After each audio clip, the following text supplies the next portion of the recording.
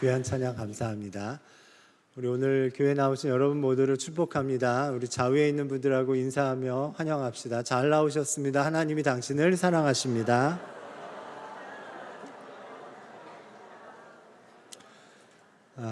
요리사라는 직업은 좋은 재료를 가지고 멋진 요리를 만드는 사람이에요. 근데 진짜 실력 있는 요리사를 보니까 좋은 재료가 아니더라도 평범한 재료 혹은 좀 문제가 있다 싶은 재료를 가지고도 아주 멋진 음식을 만들어내기도 합니다. 전에 냉장고를 부탁해라는 프로그램이 있었는데 그 초청 손님으로 나오는 사람의 냉장고를 갖고 나옵니다. 그 안에 보면 때로는 유통기한이 훌쩍 넘은 식재료도 있고 곰팡이가 쓰고 상한 것들도 있는데 그 안에 있는 것들을 가지고 딱 15분 안에 요리를 만들어요. 근데 그걸 하더라고요. 그래서 아마 스타 요리사가 아닌가라는 생각을 해봅니다. 저는 가끔 하나님이 이런 요리사 같다는 생각을 할 때가 있어요. 우리 인생이 늘 좋은 재료만은 아니거든요. 생각해 보면 스스로 생각할 때, 하나님 생각할 때 말고 내가 생각할 때 내 인생에 이건 망가진 부분이다, 좀 상한 부분이다, 되돌리고 싶은 부분이다 라는 우리의 인생의 재료를 다 가지고서 찬란한 인생으로 변화시키는 분이 우리가 믿고 있는 아버지 하나님이신 줄 믿습니다. 출애굽기에 나오는 요셉 같은 사람이 대표적인 그런 인물이죠. 요셉은 멀쩡하게 사랑받는 아들로 있다가 하루아침에 형들의 시기심에 의해서 애굽의 노예로 팔리게 됩니다. 멀쩡한 아들이었다가 노예 신분으로 바뀌어요. 노예에게 소망이 있습니까? 노예에게 희망이 있습니까? 아니요. 스스로 생각할 때 어쩌면 내 인생은 끝장났다라고 생각이 들 수도 있었을 거예요. 게다가 얼마 지나지 않아서 요셉은 거기서 충성하며 보디발 장군을 섬겼는데도 불구하고 강간 미수범이라는 누명을 쓰고 감옥에 갇히는 죄수가 되기까지 합니다. 노예가 된 것도 억울한데 죄수까지 됐어요. 그 인생이 깨지고 망가지고 다 돌이킬 수 없을 정도로 회복 불가능한 상태가 됐다고 생각했을 때 하나님께서는 그의 인생을 들어서 이스라엘 전체를 살리시고 그 주변에 많은 사람들을 살리시는 애굽의 총리가 되는 역할로 그의 인생을 찬란하게 사용하십니다. 멋진 요리사죠? 네, 하나님의 손에 붙들리면 어떤 재료라도 놀라운 인생의 재료가 되는 줄 믿습니다. 여러분 인생은 늘 기쁘고 감사하지만은 않죠. 만약에 타임머신이 있다면 그때로 되돌아가서 그런 일을 좀 안 했으면 좋겠다, 그런 일이 벌어지는 걸 좀 막아봤으면 좋겠다라는 생각이 있을지도 모르겠어요. 후회되고 아프고 속상하고 상처나는 그런 인생, 그런 경험, 그런 기억, 하나님은 그것마저도 재료 삼아서 찬란한 인생으로 우리를 만들어 가시는 분임을 믿으시기를 바랍니다. 자, 오늘의 이야기는 예수님과 제자들의 이야기에서 시작됩니다. 제자들과 예수님이 길을 가다가 한 사람이 제자들의 눈에 들어옵니다. 그 제자들의 눈에 들어온 한 사람은 아마 그 지역에서 많이 알려져 있던 사람 같아요. 태어날 때 앞을 보지 못하는 상태로 태어난 사람입니다. 그런데 이 사람의 이야기를 아마도 건너 전해 들은 제자들이 예수님께 궁금하다며 질문을 합니다. 뭐라고 질문하냐면, 예수님, 저 사람이 태어날 때부터 앞을 보지 못하는 상태로 태어난 건 그거 부모님의 죄 때문입니까? 아니면 자기의 죄 때문입니까? 우리는 이 말이 도무지 이해가 안 됩니다. 왜냐하면 앞을 보지 못하는 것과 죄가 무슨 상관이 있어요? 상관이 없지요. 근데 이때 당시에는 우리의 모든 질병이나 어떤 사람이 겪는 고통의 이유가 죄 때문이라고, 즉 죄의 형벌이라고 그렇게 생각하고 있었어요. 때문에 이런 질문을 합니다. 2절 말씀입니다. 같이 읽어볼까요? 제자들이 물어 이르되 랍비여 이 사람이 맹인으로 난 것이 누구의 죄로 인함이니까 자기이니까 그의 부모니까. 이렇게 모든 질병 혹은 모든 고통, 모든 고난의 이유가 죄의 형벌이다라고 생각하는 생각들이 있었어요. 이걸 인과율이라고 합니다. 어떤 사람이 어떤 불행한 일을 당하면 그거는 분명히 그 사람이 뭔가 잘못을 저질렀기 때문이라는 인과율의 그 생각이 전체 사회를 꽉 움켜쥐고 있었던 때가 오늘 예수님이 말씀하시는 이 신약성서의 시간이에요. 그래서 누군가가 아픈 일을 당하고 누군가가 고난 속에 들어가면 그거에 대해서 위로하기보다 어떤 생각을 하게 되냐면 저거 뭔가 잘못해서 그래, 저거 하나님한테 뭔가 잘못해서 그래 라고 하는 인과율적으로 판단하고 있었습니다. 다시 말씀드리지만 앞을 보지 못하는 것과 죄는 상관이 없습니다. 만약 그렇다면 우리가 알고 있는 욥의 이야기 그리고 십자가 사건을 이해할 수가 없습니다. 욥은 죄가 있어서 고난과 고통을 당한 사람이 아니에요. 욥의 고난의 이유는 욥이 어떤 잘못을 해서가 아니라 욥이 오히려 당대의 의인이었기 때문에 고난을 당했습니다. 사실 욥이 당하는 고난, 참 사람이 이렇게까지 완전히 인생의 어려움이 한꺼번에 올 수 있을까라는 그런 고난을 욥이 겪는데요. 자녀들이 하루아침에 다 죽고요. 그 많던 재산이 하루아침에 다 사라지고요. 자기 몸에 질병이 생기고 자기 부인은 자기를 떠나갑니다. 아무것도 남지 않는 상태로 그렇게 철저하게 다 망가지고 깨졌다고 생각하는 그 이유가 죄 때문이 아니에요. 하늘나라의 어전에 의해서 하나님께서 욥의 신앙을 사단에게 자랑하면서 이 일이 시작된 겁니다. 그러니까 욥이 당한 고난은 죄 때문이 아니라 오히려 당대의 의인이었기 때문에 당한 고난입니다. 예수님의 십자가 사건은 더더욱 그렇습니다. 우리가 알고 있는 예수님은 우리가 아는 대로 성령으로 잉태돼서 동정녀 마리아의 몸을 빌어 이 땅에 태어나신 유일하게 죄가 없이 태어나신 분이에요. 근데 그분은 우리를 위해서 온갖 십자가의 모욕과 고통을 몸으로 다 겪으셨습니다. 만약 인과율로 예수님의 십자가 사건을 본다면 이해가 안 되죠. 예수님이 죄인이라고 밖에는 설명이 안 되죠. 하지만 예수님은 죄인이 아닙니다. 죄가 없으시게 태어난 유일한 분이고 죄를 짓지 않고 살아간 유일한 분이십니다. 인과율은 사실이 아니야. 이 이야기를 그래서 제자들의 질문에 3절에서 예수님께서 대답하고 계십니다. 3절 말씀 같이 읽겠습니다. 예수께서 대답하시되 이 사람이나 그 부모의 죄로 인한 것이 아니라 그에게서 하나님이 하시는 일을 나타내고자 하심이라. 날 때부터 앞을 보지 못하는 상태로 태어난 것은 그의 부모들이 무슨 죄를 지었다거나 아니면 이 아이가 뱃속에서 혹은 출산 과정에서 무슨 죄를 저질렀다는 것이 아니라, 인과율이 아니라 이것은 하나님의 일을 나타내기 위한 계획에 있던 사건이다라고 말씀해 주고 있는 겁니다. 그리고는 예수님께서 침을 뱉어서 진흙을 이기셔서 진흙을 만드셔서 그걸 이 소경의 눈에 덕지덕지 바르고는 실로암 연못에 내려가서 씻고 돌아오라고 합니다. 가서 씻고 돌아옵니다. 그랬더니 눈이 번쩍 뜨이게 됩니다.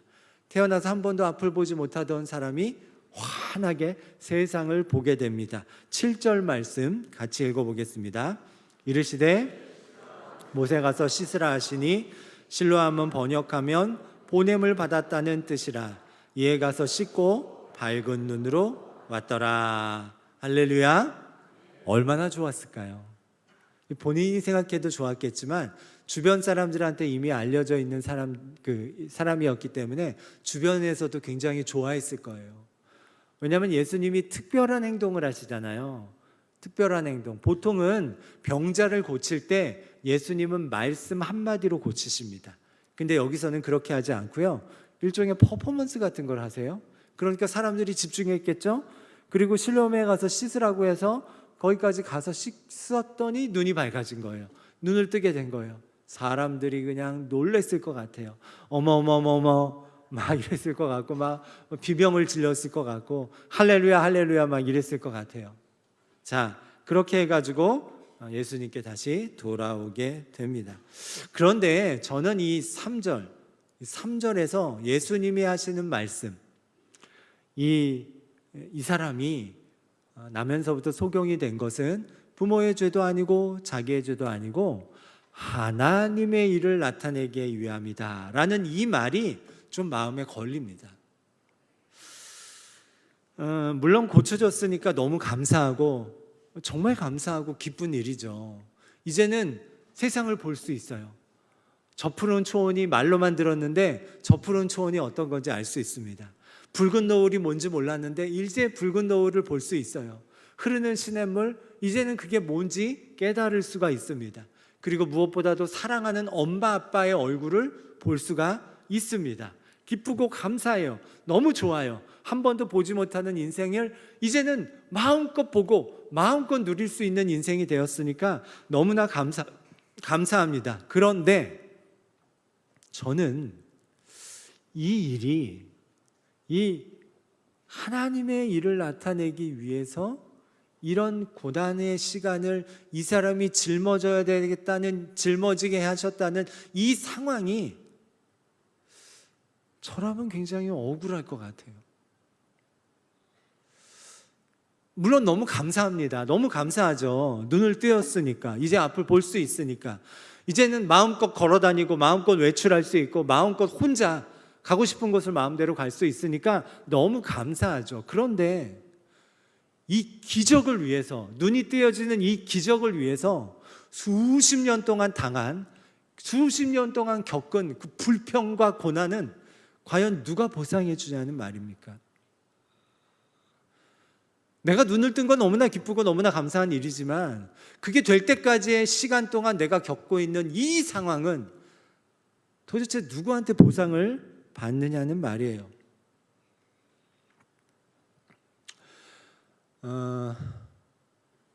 장애인 아이를 둔 부모에게 이렇게 위로하는 소리들이 있습니다.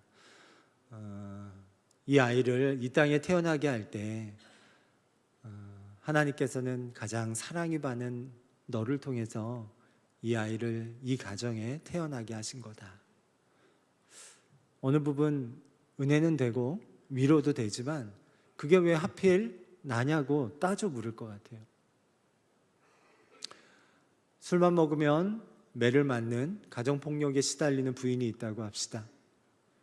누군가가 와가지고 네가 당하는 이 폭력과 아픔은 이 남편을 구원하기 위한 하나의 과정이야 라고 얘기한다면 어쩌면 좀 위로가 될 수 있을지는 모르겠어요. 근데 그게 왜 나한테 일어나느냐 말이죠. 남들처럼 그냥 평범하게, 남들처럼 이렇게 아프지 않은 환경에서 자랐으면, 그런 환경에서 살았으면 그게 훨씬 더 좋았을 것 같은데 왜 내가 이런 일을 겪어야 되느냐라는 거죠. 여러분, 오늘 본문에서 예수님께서 하나님이 하시는 일을 나타내게 하십니다 라고 하는 그 하나님이 하시는 일을 어떻게 보느냐에 따라서 오늘 본문의 이 일이 물론 기쁘고 감사하지만 억울하게 생각할 수도 있고요, 전혀 그렇게 생각하지 않을 수도 있습니다. 만약에 하나님이 나타내고자 하시는, 하나님이 하시고자 하는 일이 못 보던 눈을 보게 하는 것, 망한 사업을 번창케 하는 거, 잘못된 일을 회복시켜 주는 거, 우리가 부자 되고 건강해 주는 거, 이걸 하나님이 하시는 일로만 본다면 우리는 이것에 대해서, 아니 그러면 내가 이 일이 있기 위해서 수십 년간 희생하고 수십 년간 고난받은 건 어디서 내가 보상을 받을 수 있습니까 주님? 이라고 따져 물을지 모르겠어요. 근데 여기서 예수님께서 말씀하시는 하나님이 하시는 일은 그 일이 아닙니다. 여기서 말하는 하나님이 하시는 일은 예수님을 믿게 하는 일이에요. 예수가 그리스도다, 예수가 메시아다, 예수님을 통해서 구원받을 수 있는 구원자 메시아 그리스도로 예수님께서 우리에게 오셨다는 사실을 믿게 있게 하는 그 일이 하나님의 일이에요. 다시 얘기한다면 지금 이 사람의 이 사건을 통해서, 만약 이 사건이 없었다면 이렇게 나면서부터 앞을 보지 못하는 사람의 눈이 깨끗이 고쳐지게 되는 이 사건이 없었다면, 그냥 그것도 모르고 지옥을 향해서 직행하고 있었을 사람들이 이 사건을 보고 예수는 그리스도다, 할렐루야 아멘 하면서 돌이키는 일이 있었을 거란 말이에요. 이 사람의 이 사건을 통해서 누군가는, 예수를 모르던 누군가는 예수님께로 돌아오는 역사가 일어났을 거라는 말이죠. 그랬다면 이 일은, 내 고난 때문에 누군가가 살아났다면, 내 망가짐 때문에 누군가가 예수께로 돌아왔다면 그건 분명 의미 있는 일이고, 그건 분명 나에게 있는 축복의 일이라고 할 수 있다는 거죠. 단지 하나님이 하시는 일이 눈을 고쳐주는 일이 아니고 예수를 믿는 일이라고 본다면 말입니다. 그러면 전혀 내 일이 억울해지지 않을 겁니다. 그리고 이걸 제대로 이해해야 우리 세례 요한이 고백하고 있는, 예수님을 향해서 고백하고 있는 그는 흥하여야 하겠고 나는 쇠하여야 하겠다라는 이 말이 제대로 이해가 된다는 말씀입니다. 우린 그렇게 얘기할 필요 없잖아요. 예수님도 잘 되고 나도 잘 됐으면 좋겠습니다, 이렇게 말할 수 있잖아요. 근데 세례 요한은 그렇게 말하지 않습니다. 그는 흥하여야 하겠고 나는 쇠하여야 하겠다. 우리가 이해가 안 되는 이 말의 의미가 오늘 본문에서처럼 나의 인생의 아픔, 나의 인생의 고통, 나의 인생의 쓰라림을 통해 누군가의 영혼이, 저 지옥을 향해서 직행하고 있는 누군가의 영혼이 돌아서게 된다면 이건 분명히 의미가 있는 인생이다. 나의 마음이 누군가를 주께로 인도하는 재료가 된다면 이 고통은 죄의 형벌이 아니라 축복인 줄 믿으시기를 주님의 이름으로 축원합니다. 태어날 때부터 뇌성마비로 태어난 송명희 시인은 7살 때까지 아무것도 못하고 그냥 누워만 있었다고 해요. 어디 외출을이라도 하려고 하면 들고 가야 되는데, 그러면 목을 겨눌 수 없어서, 또 허리를 버틸 수 없어서 그게 너무나도 고통스럽고 힘들었다고 하더라고요. 청소년 시기 대부분은 엄마를 원망하면서 보냈다 그래요. 엄마, 왜 나를 이렇게 낳았어? 한 번은 뭐라고 얘기했냐면, 엄마, 다른 때는 유산도 잘하면서 왜 나를 가졌을 때는 유산도 안 했어요? 라는 막말을 쏟아내기도 했다고 합니다. 그러다 16살 되던 해 예수님을 만납니다. 예수님을 영접합니다. 그리고는 깨닫게 되죠. 자기의 인생의 고통과 아픔이 그게 또 다른 계획, 또 다른 선한 목적이 있다는 것을 깨닫게 됩니다.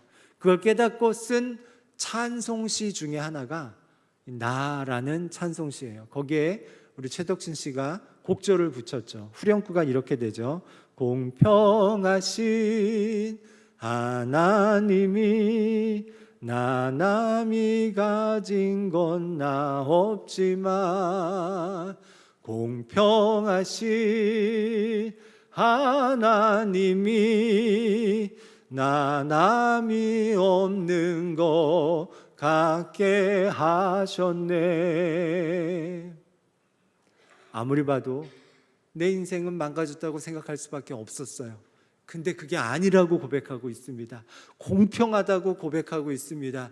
예수님이 있으니까, 예수님을 통해 구원받는 일이 나에게 있었으니까, 누군가가 나의 이 고난의 일 통해서, 나의 이 고통을 통해서 돌아오는 역사가 있으니까 이건 의미 있고 이건 형벌이 아니라 축복이라고 이 찬양시를 통해 고백하고 있는 겁니다.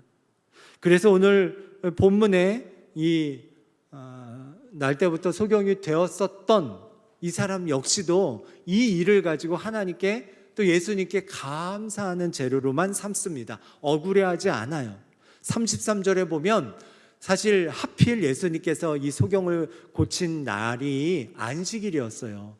안 그래도 예수님을 어떻게든 올가매려고 하던 사람 바리새인들이 안식일에 병을 고쳐? 라고 하면서 예수님을 올가맬 그 올무를 삼으려고 이 사람을 데려다가 신문합니다. 그때 이 사람의 고백은 아니다, 나를 고쳐주신 저분은 하늘에서 오신 분이다 라고 고백하는 이야기가 33절에 나옵니다. 우리 같이 읽어볼까요? 이 사람이 하나님께로부터 오지 아니하였으면 아무 일도 할 수 없음이니라. 억울해하지 않아요. 왜요? 자기 인생의 고통의 이유, 또 다른 이 고난의 목적을 분명히 이해했기 때문입니다. 여러분, 우리들 인생의 고난과 아픔, 상처와 어려움, 그거 나는 다 이해하지 못할 수 있지만 우리 주님이 분명히 또 다른 계획과 또 목적이 있어서 우리에게 허락하신 줄 믿습니다. 그리고 그 목적들을 대로 그것을 어느 때, 어느 순간 재료 삼아서 찬란한 인생의 역사로 하나님께서 바꿔놓으실 줄 믿습니다. 오늘 말씀을 이렇게 보면서 사실 좀 궁금한 게 이제 두 가지가 있었습니다. 첫 번째는 왜 하필 예수님께서 이 병자를 고칠 때 말씀으로 고치지 않고 일종의 퍼포먼스죠. 침을 뱉어서 진흙을 만들어서 눈에 붙이고 실로암에 가서 씻으라고 하셨을까? 이게 좀 궁금했어요. 예수님의 침은 뭐 지리산 고로쇠 물입니까? 예수님의 침은 뭐 냄새가 안 냈을까요? 물론 침의 용도가 다양하죠. 그죠? 나침반 역할을 하잖아요. 우리가 왼쪽으로 갈지 오른쪽으로 갈지 모를 때 일단 침 뱉어가지고 두 손가락 그만합시다. 뭐 이렇게 쓴다거나 아니면 우리 벌레 물렸을 때, 모기 물렸을 때 이렇게 해가지고 바르죠. 근데 치료용으로도 침을 쓰긴 하지만 이거는 내 침을 가지고 쓰는 거예요. 남의 침 해가지고 바르는 사람은 제가 본 적이 없어요. 왜? 다른 사람의 침은 더럽다는 인식을 우리 모두가 갖고 있기 때문입니다. 근데 왜 더럽다고 생각하는 침을 가지고 아무리 앞을 못 본다 그래도 그걸 덕지덕지 붙여가지고 예수님은 고치고 계시는 걸까요? 늘 이렇지 않았거든요. 소경 바디메오를 고칠 때는 말씀 한마디로 고치셨어요. 근데 왜 침으로 진흙을, 게다가 침으로 진흙 정도를 하려면 칵테를 한 번만 해서는 안 돼요. 아마 여러 번 해야 될 겁니다. 그래야 진흙이 될 거 아니에요. 왜 이렇게 하셨을까? 왜 진흙일까? 사실 침보다는 눈물이 더 드라마틱합니다. 예수님께서 눈물을 흘리셔서 진흙을 빚어 그거를 눈에 바르시더라. 훨씬 더 멋있지 않아요? 눈물도 있는데 왜 하필 침일까? 더럽다고 생각하는, 남의 침은 더럽다고 생각하는데 왜 침일까? 저는 여기에 오늘 우리에게 주시는 아주 중요한 우리 신앙의 교훈이 있다고 봅니다. 사실 진짜는 아닌데, 그렇지는 않은데, 사실은 그게 아닌데 이 사람은 태어날 때부터 그때 당시에 인과 율에 의해서 다른 사람이 판단하는 소리를 들었기 때문에 내 죄든 우리 엄마 아빠의 죄든 누군가의 죄 때문에 이렇게 태어났다고 오해하고 착각하고 있었을 거예요. 스스로 그게 아닌데 하나님의 영광 찬란한 인생으로 쓰시려고 하는 건데 그걸 이해하지 못하고 그냥 내 인생은 망가졌다고 착각하고 있었을지 모릅니다. 그 착각하고 있는 망가진 인생이라는 그 생각에 더러운 침이 보태져요. 슬픈 것에 더러운 것이 보태질지라도 예수님 손에 붙들림 받으면 찬란한 인생으로 변화된다는 것을 저와 여러분에게 알려주시기 위해 오늘 이런 일을 기꺼이 행하고 계시는 줄 믿습니다. 우리가 생각할 때 나는 이 일로 나는 나의 삶은 망가졌어, 나는 내 인생은 더럽혔어, 나의 인생은 이제 회복이 불가능해 라고 하는 일이 혹시 있더라도 그 일마저도 주님이 붙드셔서 사용하시면 찬란한 인생으로 만들어 가시는 줄 믿으시기를 바랍니다. 예수님 앞에서는 나쁜 재료란 없습니다. 하나님은 어떤 우리 인생의 고난과 고통과 역경과 아픔과 후회를 가지고서도 찬란한 아름다운 역사로 만들어 가시는 분인 줄 믿습니다. 마지막으로 그러면 그냥 덕지덕지 붙였으면 그 자리에서 고쳐놔 주시지 왜 실로암까지 내려가서 씻고 오라고 했을까? 실로암은 길에서 한참 내려가야 돼요. 앞을 못 보는 사람이 내려가다 보면 누가 부축해 줬을지 모르겠지만 여기까지고 저기까지고 넘어지고 이러지 않았을까 싶어요. 그러면 무슨 생각이 들었겠어요? 내려가다가 순종하지 않고 싶은 생각이 들었을지 몰라요. 이 사람이 눈이 번쩍 뜨여지게 된 것은 순종하고 싶지 않은 생각을 뛰어넘었기 때문이에요. 그냥 관두고 싶다, 포기하고 싶다, 살던 대로 살고 싶다, 있던 대로 있고 싶다 라는 생각을 내려놓고 주님의 말씀에 아멘으로 순종했기 때문에 이 놀라운 기적의 주인공이 된 겁니다.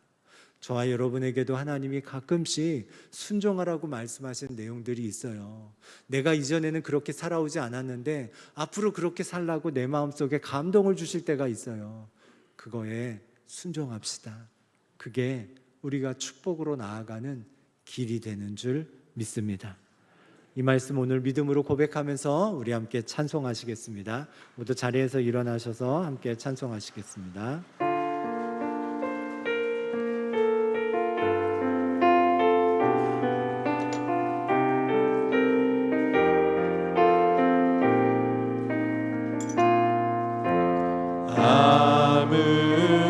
아무것도 두려워 말라.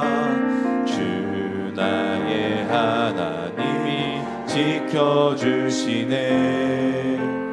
놀라지 마라, 겁내지 마라. 주님 나를 지켜주시네. 아무것도 두려워 말라. 아무것도 두려워 말라. 주 나의 하나님이 지켜주시네. 놀라지 마라, 겁내지 마라. 주님 나를 지켜주시네. 내 맘이 힘에 겨워 내 맘이 힘에 겨워 지칠지라도 주님 나를 지켜주시네. 세상에 험한 풍파 몰아칠 때도 주님 나를 지켜주시네.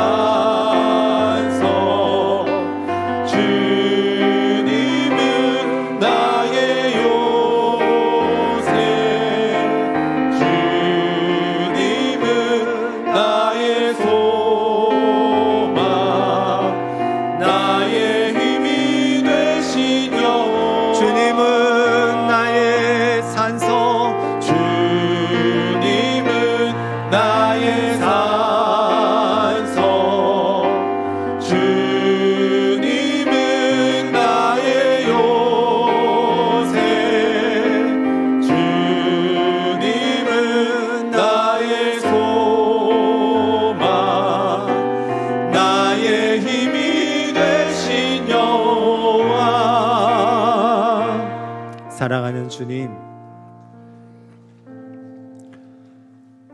우리들이 스스로 생각할 때 망가지고 상하고 깨지고 더럽혀졌다고 생각하는 일들이 있습니까?